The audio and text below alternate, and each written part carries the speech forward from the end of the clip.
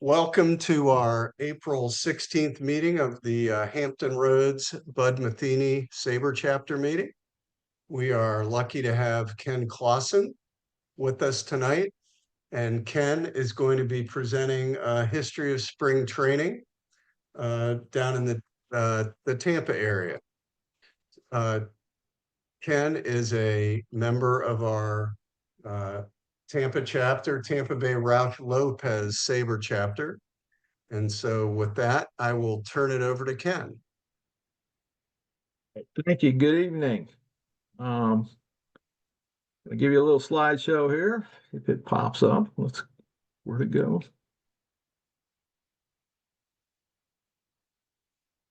Is it not going full screen? No, it's getting weird on me. You're good on my side. I see it. You see it full screen? Okay. Yep. How about now? You still see it? I do. Your Okay, baseball is spinning. there you go. This is our chapter. We kind of looked at what we can do. Spring training was such a big thing, and decided about a year ago, about a year and a half ago, to put together a kind of a trolley tour. And I'm in Pinellas County, St. Pete, Clearwater is where I live. Dunedin, of course, has the Blue Jays, and historically, Tarpon Springs at one point had the St. Louis Browns. And it was just too big a job for the entire county, so we've cut it down to St. Pete. That doesn't mean in the future we won't do more type of these things and continue with it. So in St. Petersburg, and I'll go over the history in just a minute. There's been 8 ballparks used where major league teams have played in the spring. 4 of them still exist, and that would be your top right, Huggins Stengel. There were 3 fields where Al Lang is, so Al Lang Stadium is the only one of those 3 that's still there, and it's unfortunately completely converted to soccer. They've vandalized the place as far as most of us are concerned. Oliver Field, which is down at the bottom, second in from your right, is actually St. Pete was a highly segregated area, and that was a Negro League park, the Negro Park, and a Negro League field. And of course, we have Tropicana Field, and I haven't put a picture in with the top down yet, but there's a few of them out there. The top is going to go back on and should be ready for next season. We've been promised. Anyway, St. Pete, we've hosted Major League Spring Training over a period of 89 years before the Rays came in and took over. They actually trained here for 10 years from 98 to 2008. They were the Devil Rays, and then they lost every year, and they changed their name to the Rays, and they started winning with the World Series that first year. We had 2 teams each year for 58 springs, and a whole bunch of them. We had the winningest team in the American League, the Yankees, and the winningest team all time in the National League, the Cardinals. So pretty good situation. Been 9 different franchises total playing these 8 parks. 40 pennants were won by these teams while they trained in St. Pete. 28 of them won world championships. The Yankees won 16 of their 27. It would have been 17, but in 51, they traded places in Arizona with the Giants, and the Giants and the Yankees played in the World Series, and the Yankees won that one. There have been over 200 Hall of Famers appear here, most as players, owners, coaches, managers. St. Pete was just the center, really, of spring training in Florida. Spring kind of started up in Jacksonville for a number of years, but the weather it's not there anymore. The weather is just not conducive. It's a lot colder and rainier during the springs. Our first appearance of any team was at spring training, but the Reds in 1908 agreed to go to Cuba and play in the Cuban American Series. And they came down to Tampa to catch the steamboat to Havana, and they actually played an exhibition game here in St. Pete. Their best player is a guy named Miller Huggins. He enjoyed the area. He never married. He lived with a sister who never married. His sister came down about 1912, and eventually Huggins moved down here in the winter, became a winter resident, and he invested in real estate. He would buy any decent piece of property on a road that led to the beaches, and he cashed out in 1926 before the real estate bust and did okay there. Um, Coffee Pot Ballpark is also the actual official name is Sunshine, but nobody called it that because it was outside the city limits. There's no paved roads around there, so called it Coffee Pot because if you go to Coffee Pot Bayou, you'll see the ballpark. And the St. Louis Browns came here in 1914. Kind of had a deal done with the Cubs for 13, but we didn't have really the hotel situation. And they went to Tampa where that beautiful Henry Plant Hotel is with the minarets. It's now the University of Tampa campus. Have you ever been down here? So we got the Browns in 14. They had a new manager that year. His name was Branch Rickey.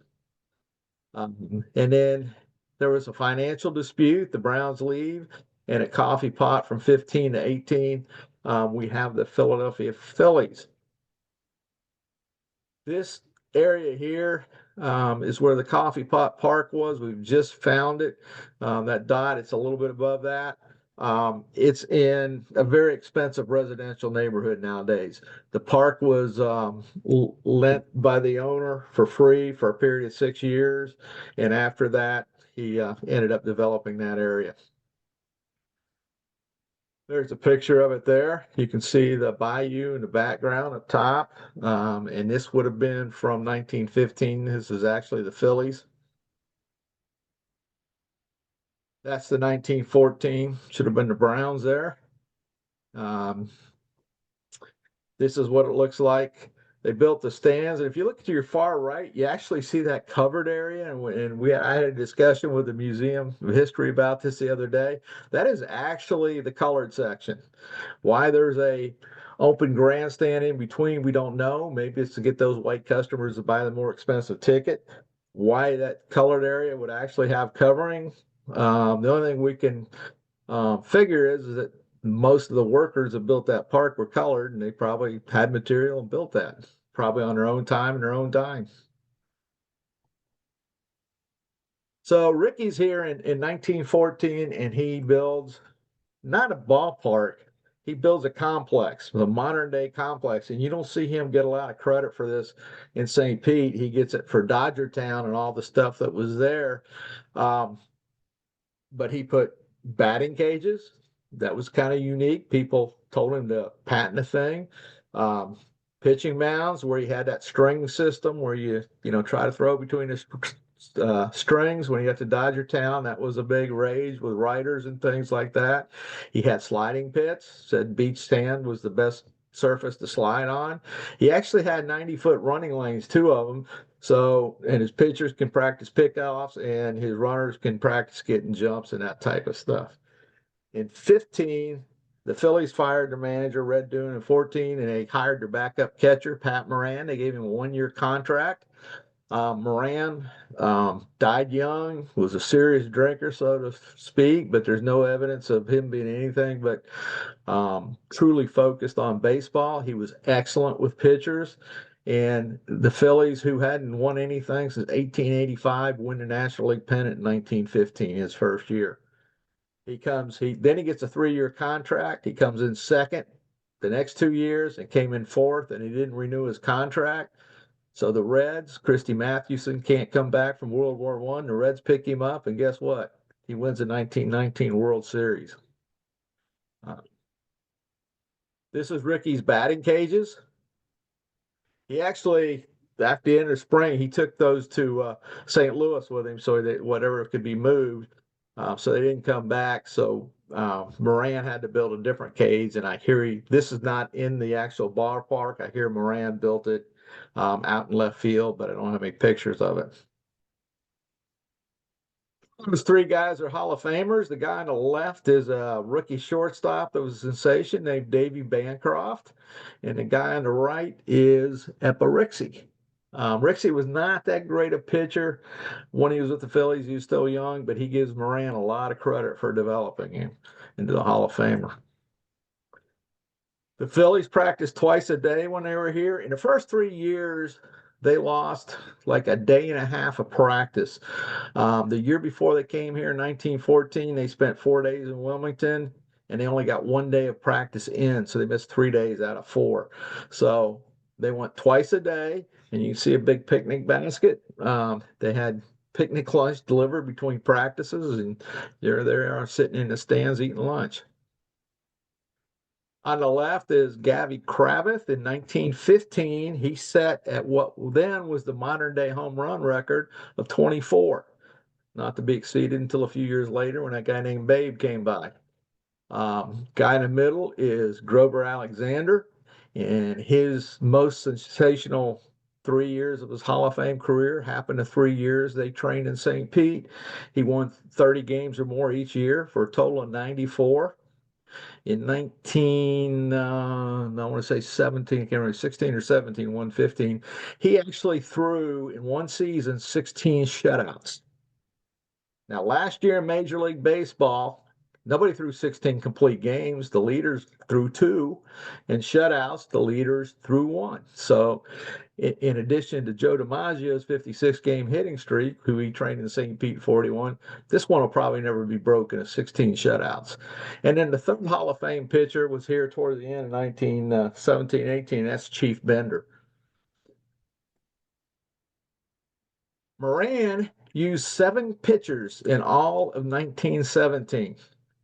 Alexander, if you look on the right, he threw 388 innings. The third guy down, Joe Oshker, he threw 262. Anybody know what he's famous for? He's probably the only man in baseball to throw 2 complete games of 20 plus innings.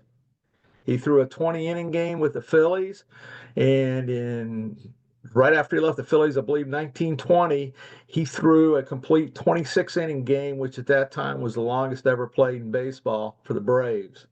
And he got no decision in each one. They tied back when ties were allowed. Next, the World War I and all that kind of up in the air. The Phillies leave. The ballpark is not doing well in the Florida sun. You know, if I put a new wooden fence up out here in about a year, it's gray. That one by 1919 was kind of almost falling down. The outfield was definitely leaning, and they had 3 fires in the bleacher area in about a month's time and early. So the owner, no team there, he took the ballpark apart, took all the wood down and built 3 houses with it. So it got put to use. It may still be there in that area. Um, the next guy that nobody built the park. So the mayor, Al Lang, who is famous for being the ambassador of spring training, he gets the sole credit and probably should not, but he deserves the lion's share. He was mayor and begged for somebody to build a ballpark. So Dr. J.L. Moorfield, he builds this Moorfield Park, but he only has a 1-year lease. It's in a prime residential area, as it turned out. And they don't get a major league team, even though they tried. They chased the Yankees from 1915 on and never did get them until 1925. And we'll talk about that in a minute. So the top is the actual bleacher picture at Moorfield. The bottom is kind of what in the first base line, they open the gates and you can pull your car or your buggies in or whatever and watch the game. The Indianapolis Indians AAA team came to town. And there weren't many major league teams down here at the time. We have the Senators over in Tampa. The Reds, defending champions Reds, are down in Miami. So the 2 Jacksonville teams didn't come down. The Yankees and the Cardinals, I think it was. No, the Yankees and the A's, they did not come down. But he had a deal. They went and played Indianapolis played 2 games in Tampa. And the Senators came over to play 1. Happened to be St. Patty's Day, and Doc Moorfield got Clark Griffith to agree to throw Walter Johnson. So it also became Walter Johnson Day. And Walter Johnson showed up, and he threw 5 innings. There's a little bit of the camp there. This is also the place where they started a winter league. in the winter of 1919 to 1920, and then after the 1920 season again. Mostly minor league players, but the guy on the right, Buck Herzog, he lives down here in the winter. He's a major league player and former manager. He played some. Wilbur Good, and it's kind of interesting because you see it spelled with an E, but if you look at his gravestone, there's no E. But down here in the papers is always Good with an E. He played a bit for the Cubs, Phillies, and he stayed down here and played winter ball. So we have Walter Johnson through the 5 innings. Then the next week, the Indianapolis went to Miami for 2 games, and then the Reds went to Tampa, played the Senators a couple games, and then they came over here. And of course, they had their full squad with him. So Ed Rouse, one of our chapter namesakes, his granddaughter was one of our founding members, but he lived in St. Pete for a while, but mostly down in the Sarasota area in the winter, living in Indiana in the summer. So he's here. All the rest of the Reds that played in the World Series, the starters, with the possible exception of Heine Groves, the only one that did not play in a game. I think he was still a holdout at that point in time. But these guys all play the complete game. Dutch Reuther, who was arguably the number one pitcher in 19, he throws 5 innings, but they come back on their relief pitcher, and the Indians actually beat them. And there's the Walter Johnson Day advertisement. You had to. St. Pete is the first place of commercial aviation back in 1914. So had a flyover. They dropped the ball out of the plane. The mayor threw out the first pitch. It was a half a holiday for all the businesses. So it was a big day here. So even though we didn't officially have a major league team, we had Major League Baseball in the spring of 1920. There's Pat Moran's Reds. Here's the other part of the story. Somebody who writes, of course, Shoeless Joe being illiterate, somebody who writes letters for him wrote a letter to Dyke Moorfield and said, "Hey, this is Shoeless Joe, and I want to come to St. Pete and manage the winter team." He said, "I'm going to bring my roommate along with me, Lefty Williams, to pitch." So apparently there was some deal done, because once he got stopped by that little thing called an indictment. But the team, the Saints, actually had to release these 2 players like in November to kind of stay in baseball's good graces. So Shoeless Joe didn't make it down, but he tried. Another guy who made it down was the defending National League batting champ, played for the Sarasota team, and that guy was Rogers Hornsby, played in the winter. Next, they do finally get a park. They get the Boston Braves agree to come in. This is Waterfront Park in 1922. There's actually put together in 1921, but that's the last time we had a hurricane with damage similar to the one we had this year. And it just basically, the storm surge took every structure out of that area. It's right there on the edge of the bay. This angle that you're seeing is likely from a place called the West Coast Inn. It's a 4-floor, beautiful hotel. It was up until about 1967. That's going to come and play here in a minute. You had the Braves were here from 22 to 37. Of course, 36 and 37 are no longer the Braves. They're called the Bees. The Yankees share this complex for games only from 25 to 42, and then back at 46. And the Cardinals, Branch Rickey came back to town, brings the Cardinals in 38. To 42 and then 46. And 47, there's a new ballpark. That's why I abbreviated the date. So Babe Ruth and home plate at Waterfront Park is way back here, where you see the yellow part. He hit a ball in 1934. This is the last year of the Yankees. He knows he's in trouble. He's having to take pay cuts and what have you. So he comes back down to St. Pete in the best shape of his life. And he hits a ball, and you can see how it kind of hops and hits that building, hit the sidewalk in front of the hotel, and hit the second floor of the hotel. It's been measured, and actually got measured again in February.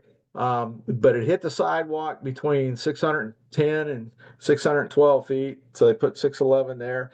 And it hit the building. It was just a couple inches short of 624 feet. So probably the longest home run ever measured. And that happened in that original Waterfront Park.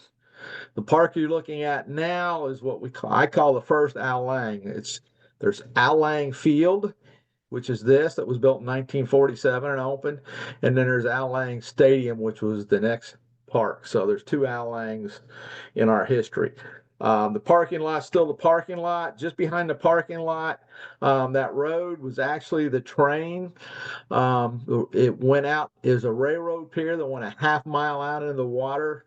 Tampa Bay is one of the country's biggest estuaries, but it's also one of the shallowest. So they had to go out a half a mile to get it to about 12 feet deep so the steamships and those type of things could come in.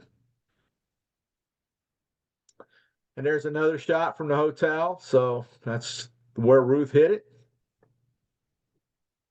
That's the hotel. It was a pretty little building. If you've been down here and seen the current Al Lang Stadium, it's where the Hilton is across the street. And that Hilton kept the Mets for a while. That's where Roberto Clemente's announcement that he went in the Hall of Fame happened down there in March 20th of the spring. The original waterfront park and really the first Al Lang, both of them faced due south, so every seat could see the water. And it's kind of like McCovey Cove. Many guys hit the ball in the water. Or not many, but I mean, it was a big thing to hit in the water, and people go diving in after them and those type of things. Lou Gehrig, of course, came down here. In 26, mild mannered Lou actually got thrown out of the game. So did 6 others for arguing balls and strikes. And while all that commotion was going on in the field, the fans also saw an airplane crash into the bay. And then in 39, that's of course when he got down here and just nothing was going right for him, swinging and missing by a ton. Actually, in a preseason game, he was between first and second running. He just fell down. So that was the signs that it was towards the end. Ty Cobb made his first appearance here in 27. He lasted about 4 innings before he got thrown out, and he was actually in the on-deck circle when he did that. He must have wanted to play golf. I don't know. Joe DiMaggio's first appearance as a rookie is in 1936. He went 4 for 5 the first game, and after about 4 or 5 games, he's hitting 600. He gets spiked in the top of his foot, sliding to second base. The trainer has his brand new heat machine that'll pull out the swelling. We left Jody in so long, and he got burnt so bad he missed a month of the season. Sammy Baugh was actually this is right after his Rookie of the Year and World Championship for the Redskins. He's actually trying third base for the Cardinals. Frankie Frisch, towards the March 30th, says he's probably our opening day third baseman. He never played a day in the major leagues, as it turned out. Hit about 200 in the AAA that year and never played baseball again, even though he was quoted early in the spring saying if he had a good baseball season, he was going to give up football. Stan Musial made his appearance in 41, and he's probably the most prolific player to ever play in spring training down here in terms of overall statistics. Of course, the regular statistics weren't too bad either. There's Joe DiMaggio. They're picking him up in 36. This is Tony Lazzari. It's his new Ford, and Frankie Crosetti. Very important that it's all Italians that are doing this trip together. Back in those days, the world was very ethnic, and 3,000-mile trip from San Francisco to St. Pete. So Lazzari drives all morning, hands it over to Crosetti. Crosetti drives all afternoon. Finally, he gets tired. He looks in the back seat at DiMaggio. He says, "Okay, kid, your turn." And DiMaggio speaks the most that he spoke all day, and he said, "I don't drive." So those two had to drive him all the way from San Francisco to St. Pete. And then part of our trolley tour, interesting thing, we'll show you the hotel. He basically walked straight up the street through the neighborhood to get to practice every morning. And I imagine people saw him go, some rookie player, and a year or two later, it's, oh my gosh, that's Joe DiMaggio. The next place was a place called Crescent Lake. It was built specifically for the Yankees. Miller Huggins, of course, is the manager. He now has some, good bit of credibility here with the Yankee brass. When the Browns came to St. Pete originally in 14. He was a first-year manager for the Cardinals. They wanted to get the Cardinals here. He didn't quite have that kind of pull, but now he does. He's living about 5 or 6 blocks from this place, so he supervises over the winter the building of the field.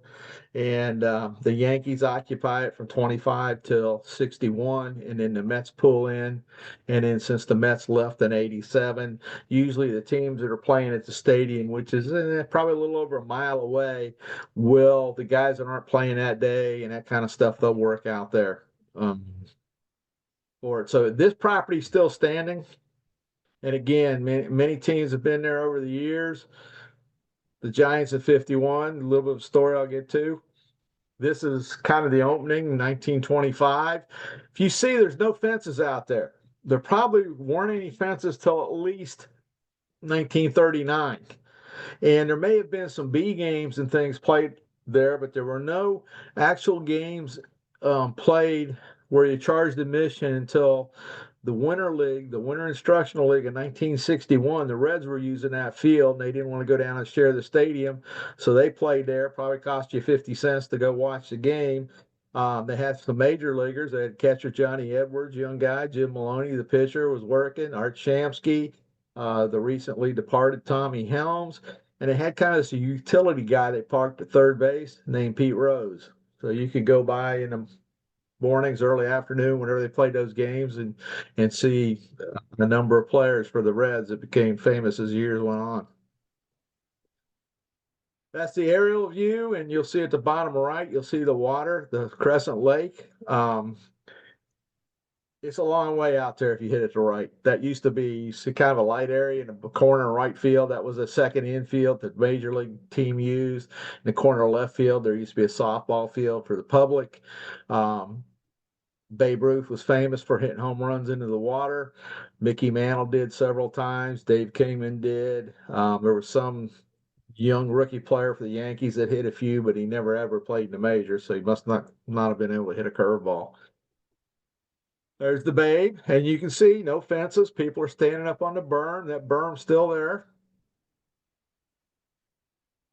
This common. This is a Shea Stadium, but if you look, you got the old talking baseball song, Willie, Mickey, and Duke, and then you got Joe D, and they're all wearing their home white uniforms. And I thought to myself, now, what stadium did they ever play in as active players, or where did they ever play as active players where they all wore the home whites? It was right down here in St. Pete. There's two places. The only one left is Huggins Stengel, because those DiMaggio, Mantle with the Yankees, and Willie came back to the Mets, and Duke Snider actually finished his career with the Mets. And then the second out, that first Al Lang Stadium, they would have all played there also. That's the Al Lang Field there. Again, facing due south. So if you pulled one, or in Mickey Mantle's case, one opposite field, you could throw it into the bay.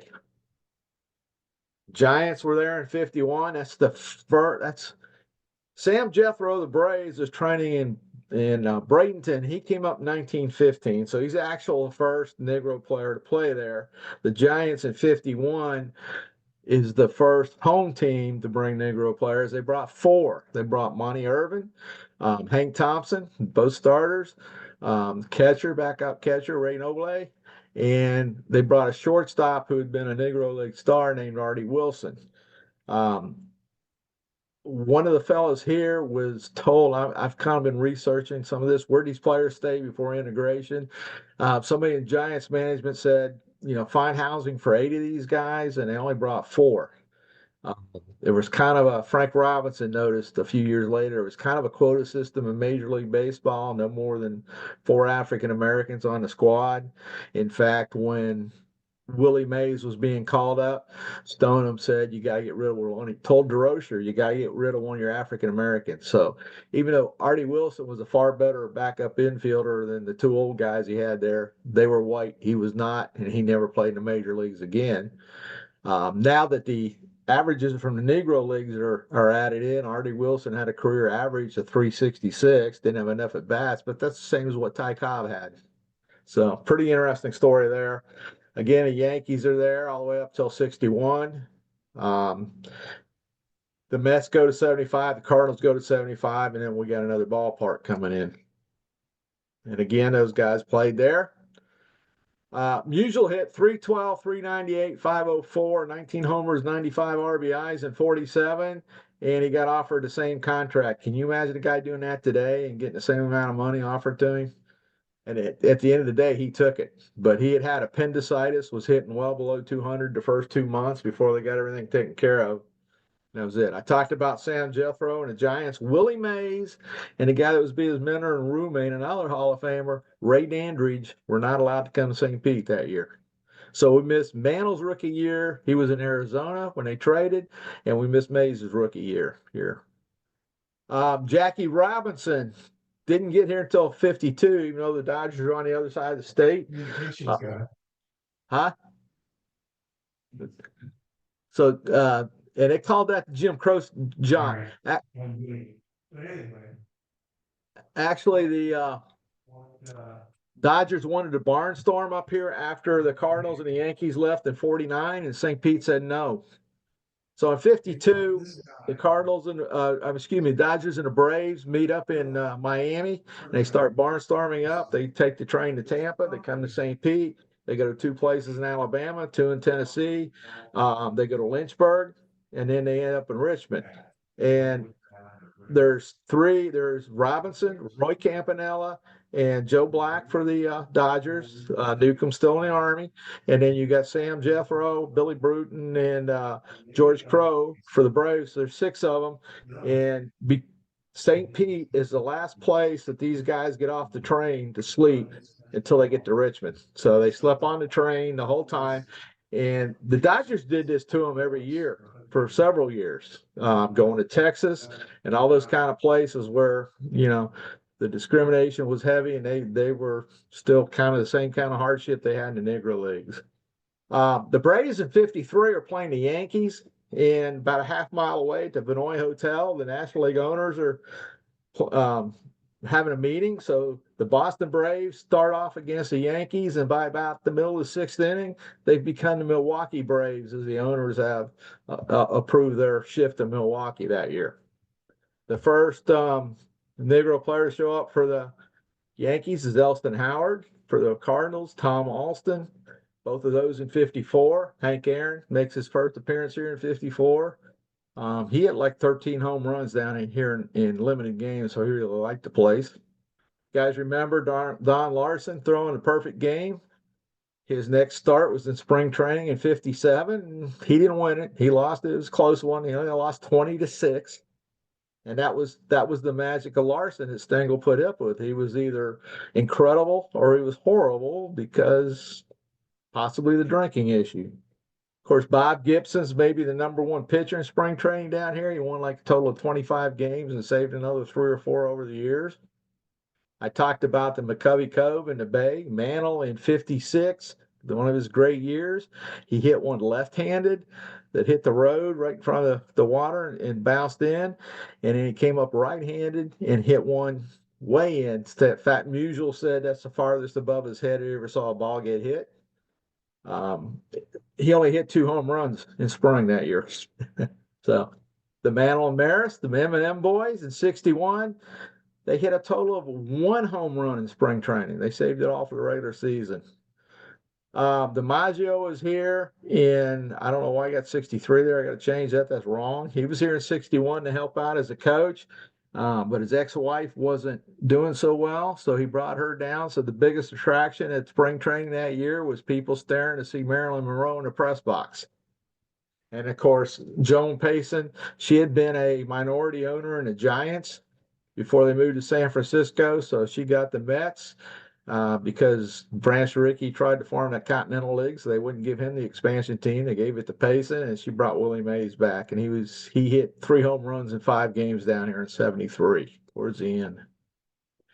The Natural, remember the lights getting busted out? That wasn't in the novel, and most things in that novel are related to some actual event in baseball. So where did this come from? Well, down here is probably a day game, but Stan Musial hit the right field light bank and broke a few light bulbs. There's the 4 Giants. Mickey and Jackie. Again, told you about Boston moving to Milwaukee. this thing about these guys opened the season in Cincinnati. They really, I don't know how they moved from Boston to Milwaukee. I mean, they left here, barnstormed, ended up in Cincy, before they even went to Milwaukee. Elston Howard, there's Tom Alston. Uh, Aaron's first appearance, Bobby Thompson broke his leg sliding into second here, so his replacement at second base was Hank Aaron. Grantland Rice wrote 1953. The two greatest players in baseball right now are both in St. Pete, and he was talking about Musial and Mantle. Anybody like Jimmy Stewart? On the right's Jimmy Stewart and June Allison. He made a movie out of Al Lang called Strategic Air Command. He played a Cardinal third baseman who went into the service in the Air Force during the war. He was a lieutenant colonel in the movie, which is kind of a demotion because in real life at that time, the Air Force Reserves, he's a full colonel. In 1966, in February, Brigadier General James Stewart flies his last combat mission. He spent over 12 hours in a cockpit of a B-52 bomber, making a bombing run over Vietnam. Some of the better, there's Larson we talked about, Gibson. Gibson also came back as a coach with the Mets for a while. And there's the M&M boys with Stan the Man. This is probably the end of Musial's career here. The next is Al Lang Stadium. It kind of got turned a little bit towards the road. It's not facing due south. It's facing to the southwest.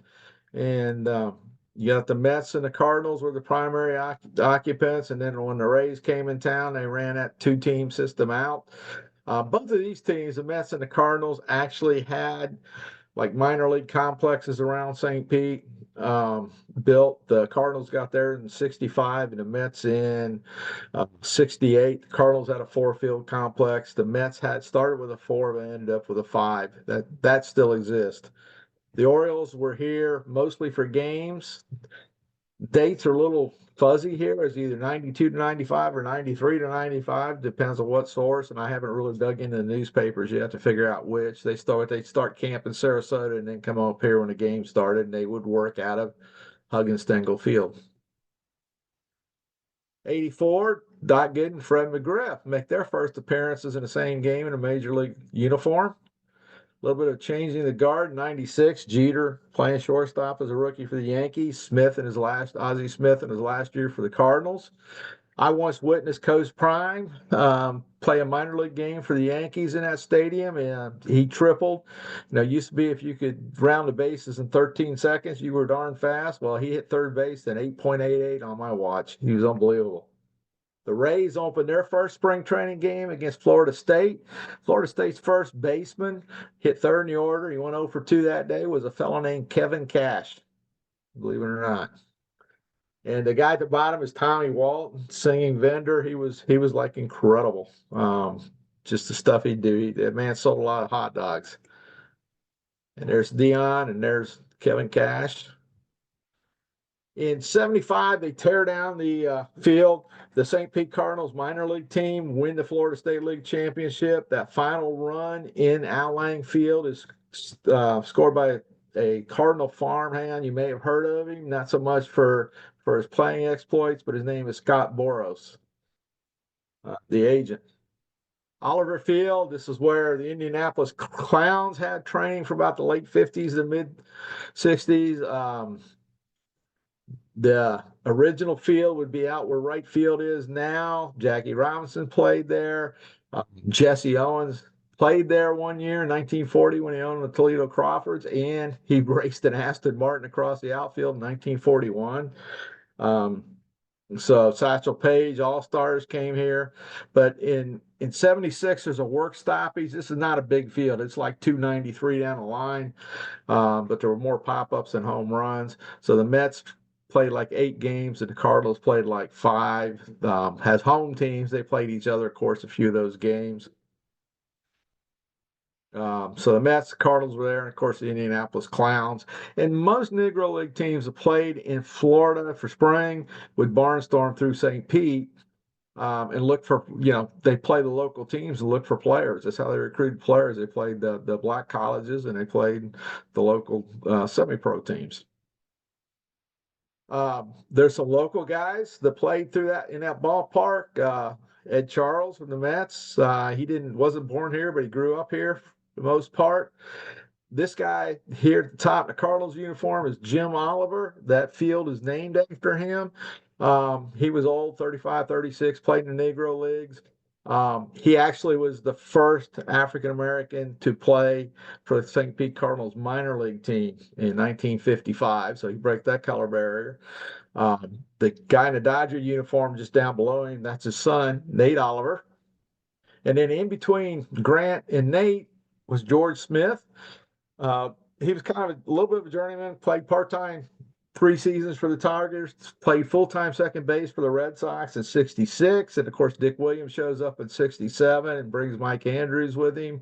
Um, Smith busts up his knee in spring, gets operated on. He's good before the end of the year, but they don't bring him back up. But he must have been popular because he got voted a half share of the Red Sox World Series money, even though he didn't play a game. And Mudcat Grant came from the middle of the state, and he eventually played for the St. Pete Pelicans before making his way into pro ball. Lou Brock showed up that year hitting right-handed, and people are going like, "Why are you doing that?" And he's like, "Oh, I'm trying to get more versatile." Probably he had a wrist injury and couldn't swing so well from the left-hand side, so he swung right-handed the whole year, the whole spring until the last game. Tom Seaver's pitching. Seaver doesn't have a contract. Came to camp. He's mad. People are thinking he's not going to make it to the regular season with the Mets. He actually lasted one more year. Brock leads off, Seaver blows him away, and Brock never hits right-handed again. The 61 Yankees, Mantle, Maris, Whitey Ford, those guys stay on the beach. It's some of the coaches, even a manager stays on the beach, probably. Some of the coaches, the lesser players, the rookies, they stay in what's called the Sereno, beautiful hotel downtown, one of 10 fabulous hotels built in the mid 1920s. It was actually the only one not still there, is blown up in the movie Lethal Weapon 3. Elston Howard, Hector Lopez, this is their hacienda. Howard by then is established. He can't stay on the beach. He's got to stay in highly segregated St. Pete. And yes, Stan Musial, Ken Boyer, they're on the beach. The rest of these guys, they're at the Vinoy, still there. $600 a night. You can stay there anytime you want. These guys, Bill White, Kurt Gibson, or Bob Gibson, Kurt Flood, they stay here. It's a six apartment housing complex. They also stayed in houses in the neighborhood, and it's something I'm researching now. I actually talked to a man last week who stayed with his grandparents, and some of these players stayed there. He said, "Oh yeah, Bill White, he slept on my sofa in the Florida room." Now, you wonder why Bill Wright spoke out about integration when he did in 62, and you wonder why Bill White, as National League president, turned down the Giants coming to St. Pete when the sale was pretty much done. He was the last guy to approve it, and he turned it down. A little bit of animosity, perhaps. He says a business decision, very well could have been. So they had a pretty rough time because most of these guys were from areas that were not segregated. There's the Trop. The final 3 games of '98 exhibition season were played there, so the players could get used to the roof. And in 2023, Hurricane Irma blew away Port Charlotte compound, so they started training up at Disney's Wild World of Sports. They played the Yankees there the first game, and then they played the rest of their home schedule at the Trop, so you could go in for cheap and sit close in there. Pretty nice situation. And there's a Trop with the top down. That canvas has been taken off. It's completely stripped now. We'll be going back up. There's the inside. Kind of a neat thing. If the Rays win and you're driving outside, that roof is lit up orange. So it's kind of like the Cubs running that W flag up. There's a way to tell if you've been out and haven't been paying attention. Again, I spoke of Al Lang. That's him in the middle between the Babe and Lou Gehrig. He's kind of Florida's Mr. Baseball type thing. He didn't just recruit teams for St. Pete. He recruited teams down here in Florida. At one time, Florida had 13 out of 16 teams. And honestly, the reason they went to Arizona was that segregation issue. Bill Veeck, when he bought the Indians knew he was going to bring some African American players. He didn't want them to deal with Florida and all this discrimination, so he took them to Arizona. So once he got Horace Stoneham to take the Giants out there with him, and the ballparks were integrated, but he found out the hotels were not. So not until about the early 50s. We run this trolley tour the second Saturday of each month. You put you on a trolley for 2 hours and take you around and show you all these locations, tell the story. A lot of what I told you, but a few more things here and there. So you can go to St. Pete Museum of History and you can go on their events calendar, and that's there. Hopefully next spring. I'd like to do some afternoon tours in February during pitchers and catchers down here, and then probably do 2 or 3 weekends in March. And got an all-time team set up where people can vote. I think that about concludes it here. All right, let me pop out of here, and I'll take any questions and turn the screen back over.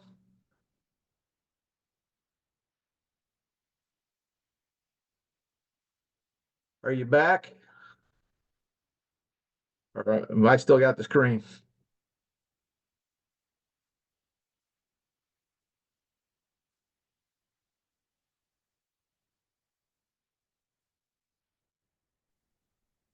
You guys hear me? Yeah, we're back. Yeah, we hear you. They're back. Okay. All right. That's it. Anybody have any questions for me here? Man, you're just a wealth of information. Yeah. Unbelievable. Thank you. Thank you so All much. right. That's awesome. Not just about baseball, but about the city itself. And I mean, I hope you do that trolley tour, and I'd love to come down and go on it. We're scheduled through the entirety of this year, every second. I said every second Saturday this year, and then, like I said, hopefully in February we do a couple of dates when pitchers and catchers are here, and we'll try to do an afternoon because pitchers and catchers are here in the morning. Of course, we got the Phillies in Clearwater, the Yankees are going to be in Tampa, the Blue Jays are in Tarpon Springs, and then you go south. There's Bradenton and Pirate City and Sarasota. So close by for the whole, even Lakeland, the Tigers. So, and I'm kind of talking about putting together like a Yankee Babe Ruth tour that spans the bay from Tampa to St. Pete type thing, or I may do North County with Clearwater and Dunedin and Tarpon Springs. So there might be a second one by next year. And which structures are still existing? Okay, like I said, the first one, Coffee Pot's a housing development, but not too far away is at Huggins Stengel. It was originally called Crescent Lake. Miller Huggins died in 29, so started opening first day of spring in 30. They named it Huggins Field, and then when Casey came back and took the Mets in 62, they made it Huggins Stengel. So that's the oldest one still standing. The dome, of course, is still there. Oliver Field still there, pretty much in the same condition as when that was there that one year in 76, although the Rays did refurbish it a little bit because it's really across the interstate from the Tropicana Field. And then the third waterfront park, Al Lang Stadium, is still there, but it's been redeveloped into a soccer field. I don't know what happens if the Rays leave because the Rays own that team. So maybe it goes back to being a baseball field, which is what a lot of people down here hope. Used to host like the Big East tournament and stuff like that, even after spring was done. So it was used. If people were to go to St. Pete and just drive around or walk around, would they be able, are the ones that are no longer existing, are there markers in their place? No. Well, there is on the waterfront, that stadium has like 4 markers on the walls, and then one little stand-up post to Al Lang. And then if you look in the parking lot, there is a little emblem about the size of a quarter where home plate was when Babe Ruth hit that home run. So that's still there. The original Coffee Pot is a pretty high-end neighborhood in St. Pete. No markers there. And St. Pete's the city itself's kind of crashed down on the markers. Moorfield is a parking lot for All Children's Hospital, and we're hoping there was a statue done for Babe Ruth. Nobody has bought it yet. I heard All Children's was interested that they put that there because he helped raise money for that crippled children's home originally. But yeah, there's not a lot of markers. Oliver Field does have a plaque for Jim Oliver, but doesn't really mention immense or anything. We can undersell it, and it's kind of sad. And that's kind of why I've done this. It's an opportunity to bring that history back out. Any thoughts about writing this story? You know, there's this history. There's so much history here. The integration and segregation, and you know, Saber's putting together a spring training book, and I'm not sure if I'm gonna, one contribute or how many. I probably will one day have my own book. I'm a teacher. I'm working one more year before I retire, and it'll be. I have a story that's in editing right now on a coffee pot park. I have another story on Moorfield. Moorfield was actually the first one because hardly anybody knew it even existed. It's like even the museum director, who he said that was basically my backyard. He said when I was growing up, he said I had no idea there was a ballpark there. So yeah, I'm putting stories together. I am talking right now, and I'm trying to find enough connections there's a lot of stories about the integration of the hotel 61, 62. But there's not much about where did these players live before that, between 54. I have like 4 addresses now. I've talked to one man, but he's no young man. He was a grandkid. He remembers 51. He remembers Hank Thompson because he had a picture with him, and Hank Thompson was in uniform. He said he put his glove in front of me, about covering my whole body and all that. Not many of those people live in, so I'm trying to work on that as much as I can. But because St. Pete was so highly segregated, probably not as violent as a lot of places. Like I lived in Jackson, Mississippi, and I lived in Birmingham, and there was a lynching or 2 down here, but not to the extent that there were in those areas. But they're still pretty distrustful of some white guy. What's he doing coming in here? So I got to kind of break that fence down one at a time. And but that's a story I really want to write, because even Bill Veck, like I said, he took the Indians out the Tucson, and the hotels were not integrated. And by the time Larry Doby said he thought it was 53 or 54, it was actually 52. But Veck was no longer involved with them then. And in fact, Sam Lacey, I think, the Afro-American wrote articles. The Indian Spring was over in Daytona Beach for their minor leagues, and even they said they were integrated. The whites stayed in one building, and the blacks had these rooms built with no doors that were across the aisle from the toilets and the showers. So they called it integrated, but not so much. The Dodgers, you think about it, he brings Jackie Robinson in minor league camp in Montreal. They had to move him from Daytona to Sanford in 46. And then in 47, he knows he's keeping him, so he goes to Havana. 48, he goes to Dominican Republic. 49, they have Dodger Town up, but Miami's built a new stadium, so they're playing their spring games in Miami. And guess what? That's not integrated. Robinson and their families either rented a place in a black neighborhood and stayed in the one hotel. So Branch Rickey didn't do it either. Veck, they said, during 61, demanded it, for the White Sox in Sarasota. But by 62, when they actually integrated, Veck's no longer with the team. And that was done.